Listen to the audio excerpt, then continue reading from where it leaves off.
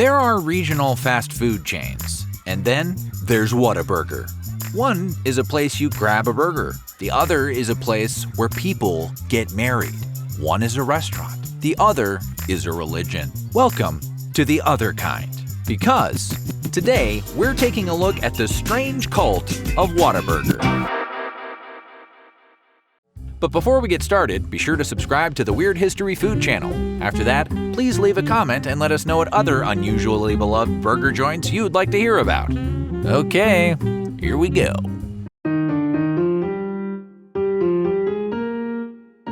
Before Harmon Dobson built a fast food empire, he was something of a walking resume for the American frontier spirit. Born in Oklahoma and raised on a cattle farm in Arkansas, he dropped out of college during the Depression to help save the family farm. And once that crisis passed, he never really stopped moving. He spent the next 2 decades bouncing between careers and continents. Apprentice iron worker, shipbuilder in New York, pipeline fitter in North Africa, diamond trader, oiled wildcatter, bush pilot. Anyone else starting to feel unaccomplished? Anyway, he was, by most accounts, a man who was always between things. Always good at them, never settled. Then, in early 1950, a failed oil venture left him broke in Texas, and he pivoted to burgers. This is the part where most people would downsize their ambitions. Dobson did the opposite. His goal was to make a burger so massive, so undeniably good, that when you bit into it, you'd involuntarily exclaim,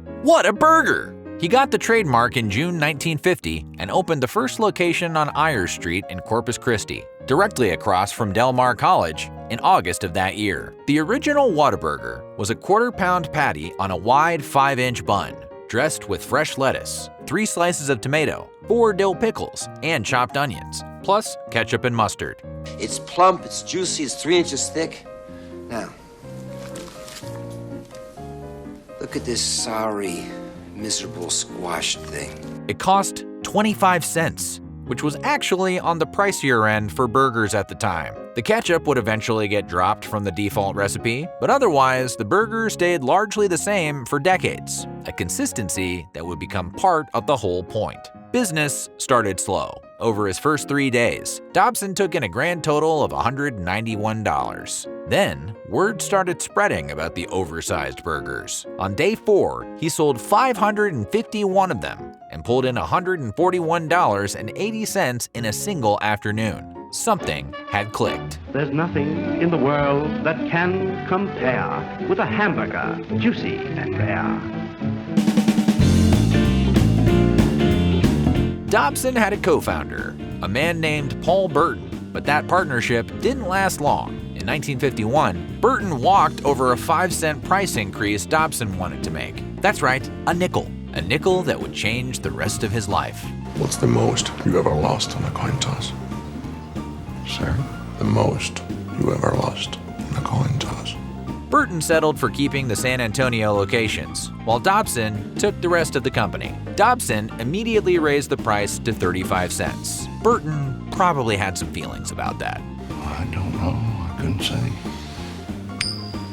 From there, Whataburger expanded methodically. A second location outside Corpus Christi opened in Kingsville in 1952. In 1953, a man named Joe Andrews Sr. became the first non-founding franchise owner with a location in Alice, Texas. By 1959, the chain had crossed state lines for the first time with a location in Pensacola, Florida. By 1960, locations were operating across Texas, Florida, and Tennessee. Dobson was an avid pilot, a detail that would become grimly ironic, and that love of flying inspired the chain's most iconic visual. In 1961, he designed the first orange and white striped A-frame building in Odessa, Texas. He wasn't alone in the idea. The A-frame was having a moment in American roadside architecture at the time, with IHOP rolling out its own version. A steep, blue-roofed A-frame, around the same period as it expanded nationally in the early 1960s. But where IHOP eventually walked away from the design, discontinuing new A-frame builds by 1979, Whataburger held on to theirs. The orange and white stripes became so synonymous with the brand that the buildings didn't just advertise the restaurant, they functioned as landmarks. Texans navigated by them. They became the visual shorthand for "We're home." in a way that no logo campaign could manufacture. It became the look that defined the brand for generations. By 1965, just in the Texas coastal Bend area, Whataburger was selling 15,000 burgers a day. The chain commissioned its now famous Flying W logo in 1967, by which point they had 40 locations in 4 states. Then came the crash.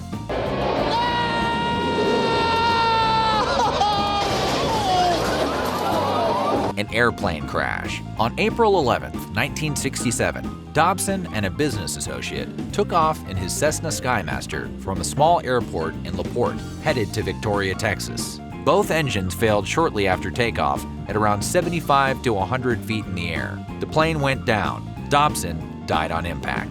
What happened next is the part of the story that doesn't get told often enough. Grace Dobson, known to the company and to history as Lady Grace, had been with Harmon since their first date at Whataburger No. 3 in Corpus Christi in 1955. Now she was a widow with 3 young children and a fast-growing burger chain, and everyone around her had the same advice: sell it. The business world of 1967 was not exactly brimming with confidence in women running regional restaurant empires. Grace was infuriated. "That's what made me mad, made me want to fight," she later told biographers. So she didn't sell. She became chairwoman of the board in 1969, rolled up her sleeves, and spent the next 4 decades running the company her husband had built, growing it from 40 locations to over 1,000. What, like it's hard? She lived simply in the same house Harmon had bought her, and by most accounts, spent the Whataburger money mostly on charities. Her son Tom eventually became CEO in 1993. She passed away in 2005, having never once sold. The women who run Whataburger today, including its current CEO Debbie Stroud, still cite Lady Grace as their North Star. The naysayers, one assumes, were eating their words, hopefully with fancy ketchup. And up to now, I've been forgiven and forgetting because of the way I was brought up. But I'll tell you one thing. If you ever say another word about me or make another indecent proposal, I'm going to get that gun of mine, and I'm going to change you from a rooster to a hen with one shot. Under the Dobsons, the menu grew alongside the footprint. The first drive-thru opened in 1971. Their 100th store opened in 1972. By 1980, they were at 300. The Whata chicken sandwich and breakfast taquitos arrived in 1982. The beloved honey butter chicken biscuit, arguably the most cult-followed item on the menu, would follow later and eventually become so associated with the brand that fans started catering it at their weddings. But more on that in a moment. For a brand with an almost pathologically devoted fan base, Whataburger has had a surprisingly messy paper trail. Start with the gravy. In 2010, a 7-year-old child suffered burns after the restaurant's gravy spilled on her legs. Whataburger wasn't held liable in that case, but 8 years later, in 2018, nearly the exact same thing happened to a 5-year-old girl, whose mother filed suit alleging the gravy was served scalding hot to a small child by inadequately trained employees. And it didn't stop there. In 2017, another wrongful death suit arose over the death of an employee, Glenn Allen Shorey, while on the job. The chain also drew sharp criticism after firing an employee for wearing a Black Lives Matter mask, and has faced allegations of racial discrimination in its hiring practices. And then there was the rat. Well, a mouse actually. But in 2019, a video went viral showing a rodent scurrying across a Whataburger counter, and, in what may be the most Texas-specific health code violation ever documented, leaping directly into a deep fryer. That hoe is fraud, guys! Needless to say, the footage was not great for the brand. The gun issue is maybe the strangest chapter of all. In 2015, after Texas passed a law legalizing open carry of handguns in all public spaces, Whataburger announced it was opting out. CEO Preston Atkinson, himself a hunter with a concealed carry license, which he mentioned in his open letter twice, said that customers and employees had expressed discomfort around visible firearms, and that the family-friendly atmosphere of the chain came first. This was a reasonable position. It was also apparently an outrage. Yeah, well, hey, I'm really sorry. Yeah. Well, hey, I'm really sorry too.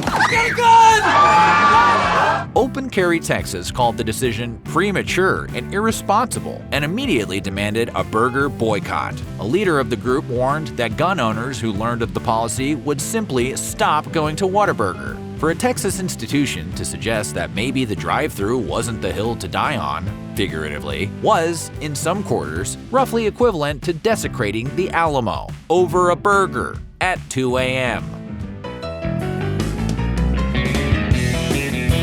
Here's the thing about all of it. The controversies, the lawsuits, the rodent, none of it really dented the love.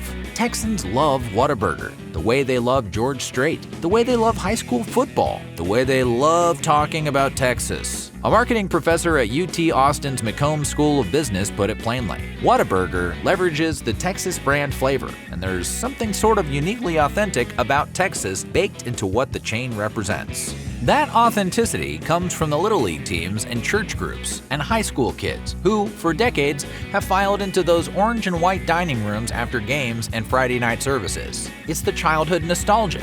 It's the fact that Whataburger runs 24 hours. So it's not just where you go for dinner, it's where you end up at 2 a.m. after a concert, after prom, after a night shift, after a fight, after a game. In spread-out, driving-heavy Texas cities like Houston and San Antonio, the orange and white A-frame in the distance is a landmark, as much as it's a restaurant. It's the place you know will always be open and will always be the same. The stars at night are big and bright. Deep in the heart of Texas. The Texas legislature even made it official in 2001, passing a bill during the 77th legislative session officially proclaiming Whataburger a Texas treasure. Part of the loyalty also comes down to a condiment, which sounds absurd until you learn the condiment in question has its own fan Facebook page. It's also inspired more than a few home chefs to attempt reverse engineering its secret recipe. It even has generated Etsy merchandise. We're speaking of Whataburger's Fancy Ketchup, a slightly sweeter, thicker proprietary blend served tableside on a little tray with the other sauces. And it became so beloved that in 2013, the chain started bottling it for grocery stores. It began with H-E-B locations in Texas, expanded to Walmart, Kroger, Winn-Dixie, and others, and has since grown into a 17-item retail product line available in over 8,000 grocery stores across 37 states. Fancy Ketchup and its spicier sibling are now the fastest-growing ketchup brand in the country. A condiment from a burger chain has its own national growth story. What a time to be alive. Then there are the weddings. Whataburger's What a Weddings program didn't start as a marketing stunt. It started as an organic fan tradition. For years, couples were incorporating Whataburger into their receptions on their own, rolling in after midnight in wedding dresses for honey butter chicken biscuits, having the chain cater their late-night snack, taking engagement photos in the parking lot. The company eventually noticed and formalized it. In 2019, 6 couples got married at Whataburger locations across the country on Valentine's Day. On the chain's 75th anniversary in 2025, one lucky couple won a social media contest and had a full wedding at the Las Vegas Strip location, complete with a vintage car, Vegas showgirls, and a custom Whataburger cake. One couple on the company's website describes how multiple generations of sisters in the same family have held celebrations at the original Corpus Christi location. Another couple met at a Whataburger on a first date and later had their wedding there. The groom's co-workers had called him Whataburger for years. There's also a Whataburger Museum of Art on social media. There are Whataburger-themed wedding cakes, prom photos, and baby showers. There's an online Whata store selling Flying W dartboards, branded crew necks, and yes, more ketchup. This is not a fast food chain anymore. It's a lifestyle, which makes what happened in 2019 all the more complicated. In June of that year, it was announced that a majority stake in Whataburger had been sold to BDT Capital Partners, a Chicago-based private equity firm. Chicago. The chain's own Twitter response? Texas, we don't want you to be upset. Suggested someone in communications had a very clear read on what was about to happen. Texas publications like the San Antonio Express-News and Texas Monthly mourned the news. A criminal defense attorney took to social media demanding Chicago keep its hands off the hamburgers. Houston Texans star J.J. Watt even called on fans to pool their money and buy the brand back. Long story short, the reaction was less business transaction and more civic funeral. Texas Monthly ran a piece titled, "Whataburger's been sold to the Yanks." The subhead asked, "Is it the burger apocalypse?" The sale gave fresh ammunition to a debate that had already been quietly building. In 2017, a Foursquare study published by Business Insider had claimed that In-N-Out, the West Coast chain, was actually the most popular fast food restaurant in Texas, not Whataburger. Texans were not pleased. Critics pointed out that Foursquare was a niche app most people hadn't actively used since 2009, and that In-N-Out had 35 Texas locations to Whataburger's nearly 670. Business Insider eventually deleted the tweet, but the study lingered as a nagging symbol of a changing Texas. California transplants flooding in, bringing their preferences with them, and Whataburger no longer being the universal default it once was. The gun controversy didn't help. The ownership sale didn't help. The deep-fried rodent really didn't help. What's remarkable is how little any of it ultimately moved the needle. Maybe that's the whole point. The cult of Whataburger isn't really about the company. It's about what the company represents. Strip away the private equity stake, the Chicago boardroom, the gravy lawsuits, the viral rat, and what you're left with is still the thing Harmon Dobson built after a failed oil deal left him broke in 1950. A burger so big it took 2 hands to hold, made to order in a place that felt like it belonged specifically to the people eating there. This is a tasty burger. So what do you think? And are you a Whataburger devotee? Or does the hype leave you cold? Let us know in the comments below. And while you're at it, check out some of these other videos from Weird History Food.